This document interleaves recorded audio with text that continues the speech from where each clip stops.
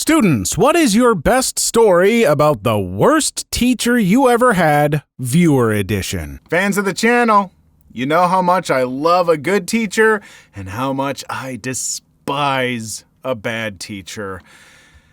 And today we want to know not just about the bad teachers, we want to know about your experiences with the worst teachers. And it's going to make me mad, and I'm going to have angry comments, and I might say stuff that I probably shouldn't, but just know that it comes from a place of compassion for students, because students deserve the very best, and these teachers aren't going to give them the best, they're going to give them the worst. Let's go. Story 1. Had a pre-kindergarten teacher in the 90s that absolutely hated the fact that my first language was Tagalog, and did everything she could to shame me that I couldn't speak English properly. My self-esteem plummeted to where I didn't even want to speak Tagalog at all, even at home. Fast forward to first grade, and this teacher I had absolutely hated the boys in her class and gave special treatment to the girls. She made it her mission to humiliate the boys in her class for even the slightest mistake or ask questions that she considered stupid. It was a repeated thing for me, along with many other boys, ending the school day crying. The school didn't care to do anything about it, and my parents finally pulled me out after they realized it wasn't getting any better at that school. Both of those teachers make me so sad, because a teacher's job is partially to teach and educate all students equally, but also, like, school is about social education. It's about learning to be around others, and it's a teacher's job to nurture that and give them a comfortable environment to be around their peers and all that. And those teachers failed in that regard, and I hope that they get better. Story 2. I had a kindergarten teacher who was racist towards the whole class, basically. She was an African-American woman who hated all the whiteness in the class except for one kid who was African-American. She would purposely tell the class to shut up, punish us for the most obscure of reasons, gave the one kid possibly all the love in the class to the point that he didn't like it, and talked crap about us to our parents, no less. Whenever a child got injured, because we were 5 and we would cry because we were dumb, she'd tell the assistant teacher to deal with us, not giving a damn unless it was that one kid.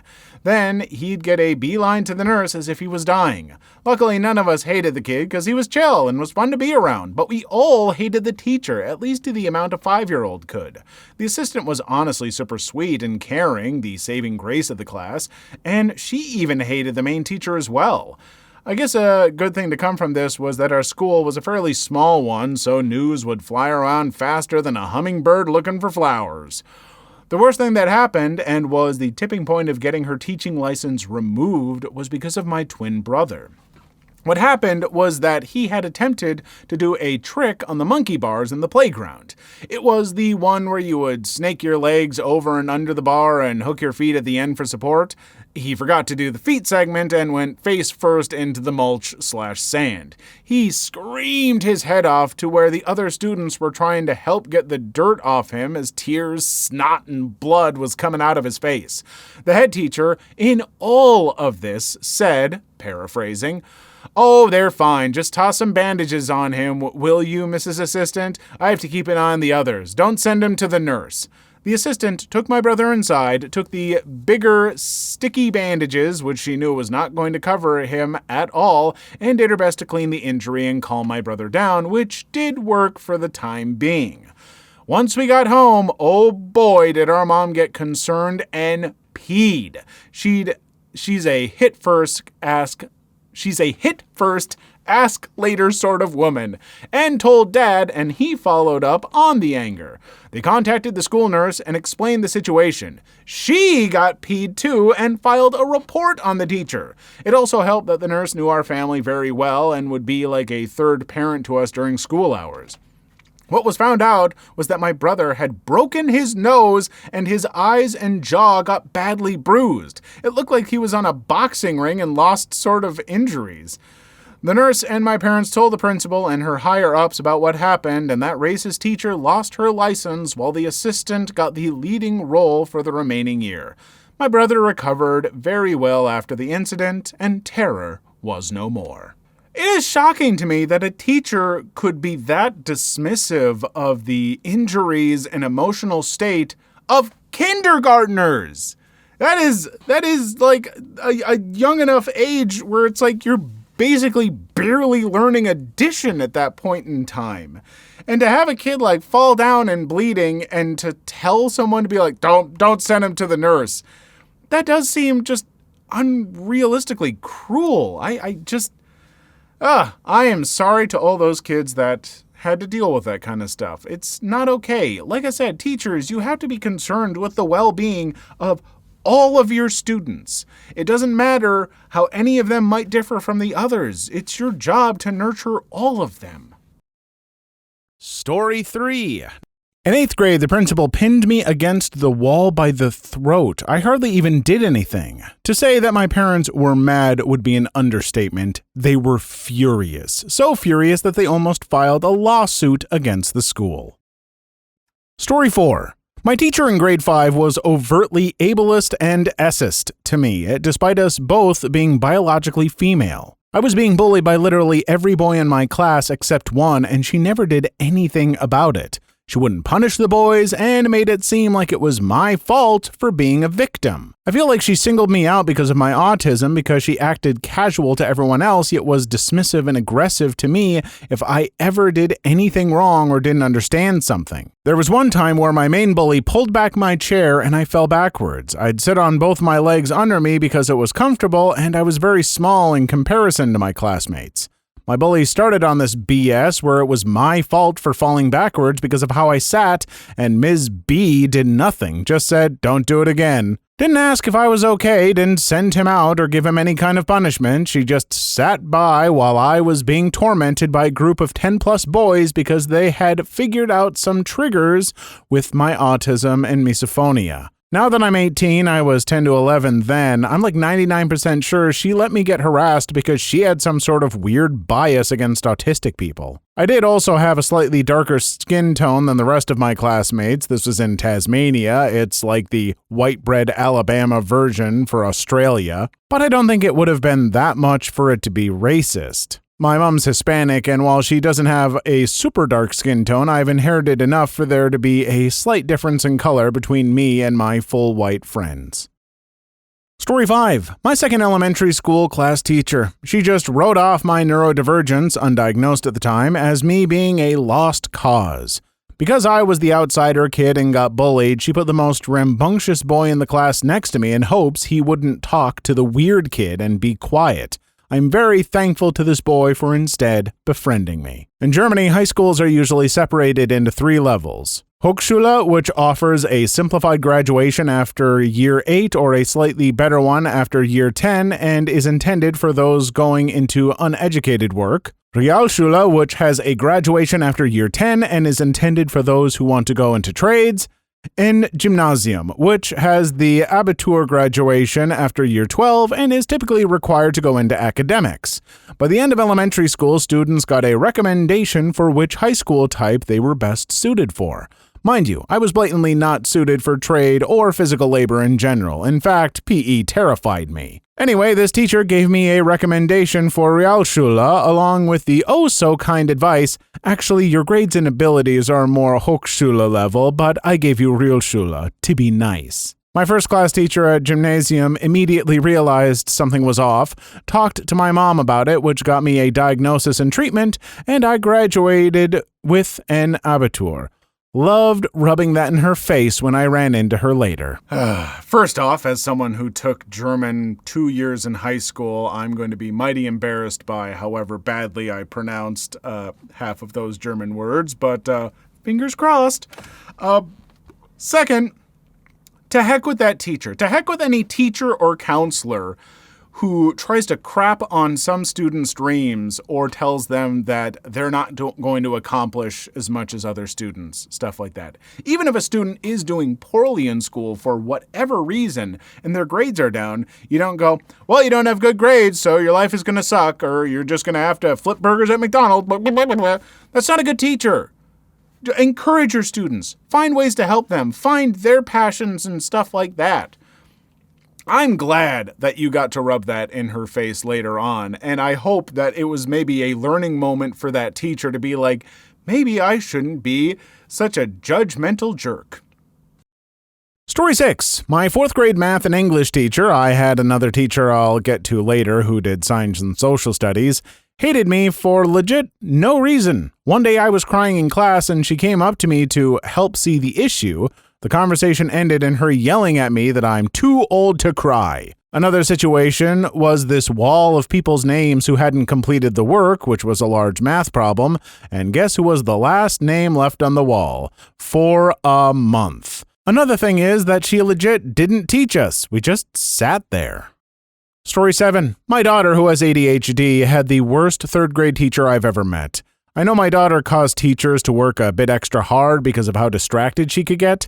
However, when the parent-teacher conference came up, she told me about how she was worried about my daughter lying. I was confused. She then went on to tell me that every time they had a different subject, my daughter would talk about how she had been there and done that. Obviously, she was making up stories to get attention. I'll never forget the smirk on her face. I then had to inform her that she did not lie. We had been to Mount St. Helens, we had been to Mexico to see the pyramids, we had been to Baja where the mother gray whales have their babies and had touched them from the boats. We swam with manatees in Florida, and we had gone up to San Juan Island to watch the orcas by the lighthouse.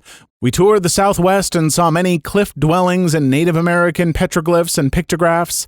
This bee didn't like my daughter because she was a little bit of a handful and just assumed that she couldn't have possibly done all these things by the time she was 8 years old. I wiped that smirk right off her face when I informed her that yes, she had actually done all these things. Story 8. When I was in preschool, I went to a school for kids with mental disabilities, meaning the teachers were specially trained to deal with kids who had anxiety, autism, all the like. So therefore, the teachers all knew I had anxiety. One time we were going to the gym and I remembered I'd forgotten my stuffed rat in the classroom. Stuffed animals were allowed in the gym, by the way. When I went to this one teacher about it, she refused to walk the short distance to the classroom with me, even though I begged. I eventually broke down in tears and she straight up growled at me, gritted teeth and all, "Stop crying!" Luckily, another teacher brought me to go get my rat, but my mom pulled me out of that school pretty fast after learning about what had happened. Look, I think I maybe kind of get the teacher's point of view. Not their point. They're just why they might be in that mood. It's hard. You're dealing with kids all day, every day. You had a bad day. You're frustrated. But you can't go taking it out on kids like that, especially not being like, stop crying. Like, no, you need to find better outlets for that stuff. I know it's hard and frustrating, and teachers are not paid enough to deal with some of the stress that they have to deal with. I get all of that, and it's a big part of why I didn't become a teacher and dropped out. But that's one of the most important things for a teacher. You just can't let that stuff get to you because those kind of outbursts, they can stick with a student and they can screw them up. So, I get it, but also do better. C-. Story 9. When I was in 5th grade, I was going through a lot. My parents' divorce was starting, and the lack of knowing what was going on, issues with friends, my mom moving out, and my whole world turning upside down, my grades obviously slipped. My English teacher, who hated me for some reason, gave me the hardest time. At the beginning of the year, my grades were great. Then my dementor in grades started slipping. A normal teacher would have noticed something was wrong, but not her. I wanted to be a writer as a child, and we shared that one day in class. After the class was over, she pulled me aside and brought up my grades and told me, an 11-year-old, that my writing would never make it because of my laziness and issues to seeing things the whole way through. That was the nail in the coffin for 11-year-old me, and I felt crushed. Now that I'm much older and wiser, I realized that moment caused a lot of trauma for me, and because of that, I hope she steps on a different Lego once every day. As someone who's also had writing aspirations, I encourage you to chase that dream. Do not give up on it. If it's truly a passion of yours, you keep going. And boy, oh boy, when you get something published, when you get some job in writing or you're doing novels by yourself or whatever, you make sure and send a copy to that teacher and let them know. I am so sick of teachers putting students down for stuff like this. And all because, yeah, you know what? Oh, your grades are a little bit low. You maybe missed some homework. And so the teacher used that as like ammo to try and shoot down your dream. Screw that. You are an awesome writer, I bet. And you'll just get better as you keep at it. Good for you. Story 10. I had a teacher in 9th grade that I called Ms. Groundhog. She called me out one day telling me, "You'll never amount to anything." I responded, "We all make mistakes. Your parents are a prime example of that the day you were born." I was sent to the principal's office, told him what happened, and he sent me back to class. I had a huge smile on my face after that. Story 11. This one teacher back in the 5th grade was the worst I've had. Firstly, know that I have sickle cell anemia and have been on top of my medications, always on time to take them. So it's in the morning and I end up having sharp throbbing pain in my back, a pain that was very new to me, that was persisting throughout that time. It becomes impossible to ignore eventually, and I let my teacher know that my back was hurting. "You'll be fine," she says without even looking my direction, and proceeds to continue teaching. A few minutes later, I tell her again that my back hurts as the pain continued to persist. No response. Maybe she didn't hear me. A few minutes after, and I tell her again that my back was hurting. This time, irritated, she says, "So what do you want me to do about it?" I tell her I need to go to the office, to which she says, "No," and goes back to teaching. I ended up having to wait for the first recess to go to the office and tell the lady who worked there about my pain. She lets me call my mom, and I was able to be picked up after school, which was early for me because normally I'd have to stay behind in an after-school program, as my mom couldn't leave work early with a ride. Luckily for me, I had a doctor's appointment that day, and I told my mom about what happened on the way there. She was rightfully peed and told me to let my doctor know after I was given some ibuprofen, and the doctor was also furious. She had even suggested Mom sue the school. However, my mom decided to talk with the principal first, who had said that whenever he saw my teacher, she was always doing fine with the class, to which my mom says, "Whenever my boss is around, I'm on my best behavior." He was left nearly speechless and said he'd talk to the teacher. Nothing happened to her anyway, and I despised having her as a teacher for the rest of the year. Thankfully, that year was the last year the school could remain open, since it was basically broke and had to close down after it. But aside from that, whenever my mom hears mention of my 5th grade teacher, she would always refer to her as that bald-headed bee, since she looked like she basically wore a wig. Hey teachers, I know that there are students who will fake feeling ill to go to the nurse's office and get out of your lessons and whatnot. And I know that you want to be on top of that stuff and not let it happen. But you can't just ignore a student saying that they're in pain because you're like, "I bet not." That's not a bet you want to take. That's some stupid gambling. You're gambling with the health of a child. No. There's got to be better ways. I'm sorry. I know you don't want to let other kids, get away with it, but maybe you have to take that chance. Story 12. Buckle in. This is a long one. So, way back in the 90s, we had a dreaded 1st grade teacher that everyone knew was a super stern person and just instilled fear in everyone. Thankfully, she wasn't my homeroom teacher, but wow, was she mean to people. Didn't cut anyone a break. I remember once I got a detention for throwing rocks when I was under the playscape away from everyone, didn't have any friends, pointing pebbles at a low wall because I liked the sound they made. I'm extremely sound-oriented and have autism. She found me alone and yanked me by the arm and made me spend a full recess writing on the board, "I will not throw rocks," like Bart Simpson. Man, I didn't like grade school. About 25 years later, I found myself driving back through my old hometown and stopped by the store to get noodles. There, in the store, was this former 1st grade teacher, now long retired and looking vastly different. How different? She looked so much happier and actually spry for being in her old age. She flagged me down and we talked, and I found out how miserable she was when she was teaching, and since she had left teaching, she felt free and could do what she wanted to do. I was very happy for her and glad she was able to find the happiness she was missing in her life. Honestly, this makes me kind of happy to hear, because I have definitely encountered some people who are teachers who shouldn't be. And that's just a fact. Like, not everyone is built to be a teacher. It's hard. It is difficult to be a teacher. It takes so much compassion and patience, and not everyone has that in them. They might think they do when they start, and then maybe you get into teaching and you find that it's awful, but you're like, well, I spent years in college to do this. I got a degree. If I don't do teaching, what the heck am I going to do? Something else, and be happy. Like, it's best for both the students and you.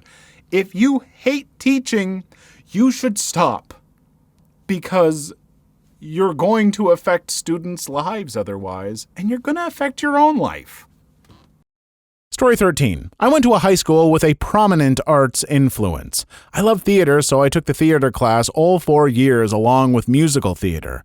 My teacher was known to play favorites, even though he'd said he'd never do that, and talk to the popular theater kids like they were his best buddies but treat the others like crap. We were doing a stage combat class and learning about safe distance before learning how to take hits. I was doing what I was supposed to do, checking distance, when his voice booms and I don't understand, and I turn around to see everyone looking at me and him with a peed-off face for no reason. He told me I did it wrong and just yelled at me, which he never did before because I was always a good student. Of course, it made me cry, and then the D took me aside in front of everyone and said, "You know I love you like I love my luggage." What the F does that even mean? For the rest of the 4 years, he'd criticize and shut down everything I did, but praise the popular kids for doing the same thing. He would also not so secretly cast the popular kids in the lead roles and then act like auditions were going to change that, but it never did. I'd spent hours memorizing monologues and scenes and dissecting the characters down to the blinking, only for it to go down the drain every time. He decided to act all nice at graduation, but I wasn't buying it. F you, Mr. Warkenstein. F you. Story 14. In high school, I had a class on the Civil War. Everyone I knew said the teacher was awful, but I didn't see anything wrong. Until the end of the year. This is when COVID first hit, so we were doing online learning. In the last week of school, I handed in some late assignments to try to get my grade up. When everything was graded, I was passing. But the teacher had, for some reason, decided to grade one assignment 2 hours before grades were due. My grade was now failing. My guidance counselor sent me an email the day before saying I will be graduating. My mom was understandably furious at this teacher, but my counselor had told us that I will still be graduating despite this. In the end, I got my diploma and barely graduated. Story 15. My senior year of high school, I took a dual enrollment criminal justice class, not because I want to be a cop or anything, I just thought it'd be neat and wanted to get a college credit. My teacher was an absolute prick. Not only was he very pro-cop / Blue Lives Matter to the point where he just didn't think police brutality was an issue, he also didn't believe in mental health. One particular story comes to mind. We had a unit on S-assault one time. When he gave us the definition, I clicked in my mind that something had happened to me in the past fell under that definition. I had a full-on panic attack. He said that I could sit the next lesson out. To be fair, we had that option that day too, but I did not know that what happened to me was SA. If I did an alternate assignment. Only after I had sat it out, he told me that the assignment was to write an essay on resources available to arrests after they get out of prison. Not resources to victims, to arrests. The hatred I feel toward that man remains strong even today, 3 years later. F you, Mr. Robertson. Story 16. I had a variety over the years, some that particularly stand out. The teacher who got mad at me for getting a head start on my homework in class when I was done with my other assignments. The teacher who just didn't teach us math for the entire year. My mother ended up teaching me herself to get me caught up over the summer so I wouldn't fall behind. The teacher who, if you had a duplicate name to someone else, example, 2 people named George, would give bullying nicknames based on the person's appearance, which he encouraged the rest of the class to use. The college film professor who got peed at people who didn't agree with her taste in films. She really didn't like me in particular because on top of having pretty much polar opposite tastes, she kept asking us to give our opinions and then was shocked when I gave my opinion, which wasn't just parroting hers back at her. A lot of these sound like teachers who, I would say, there's a certain teachers out there that I think we've all have that have this superiority complex where they like feeling like, they're not here to educate you and teach you. They want to feel superior to the students and show off to them and all that stuff. And it's not a healthy mindset for teaching. It lacks the compassion and nurturing that you need in order to actually impart that knowledge and for students to want to get that knowledge from you. And I would definitely say teachers who have maybe, if you're teaching and you've heard students complain about stuff like this about you, maybe it's time for a little introspection, because it doesn't mean that you couldn't turn things around and see of yourself as more of a guide than as some classroom king or queen. I don't know how to put that better. I'm tired. Story 17. I was probably the only one to see her like this. My 9th grade science teacher usually seemed to hate me. I usually draw to help me focus, and she would usually get mad at me for it, though half of the class constantly broke the rules and did nothing. Didn't help that I had her in the morning, and I usually was really freaked out by the nightmares from the night before. During the middle months of school, my mom broke her leg, so we were gone the whole time. When I was able to come back, she seemed mad that I was drawing because I was still anxious that mom would get worse and wanted to try and calm down. She then acted surprised when I was breaking down because her class was stressful and got mad at me for snapping a bit at her when she wouldn't stop with the unnecessary questions. My principal had to come to calm me down since he is more of a second father to me. I'm very glad I don't have to deal with her anymore, as I don't live around there, plus being cyber. Please leave your story in the comments. I would love to make a video on them in the future. Also, don't forget to like and subscribe.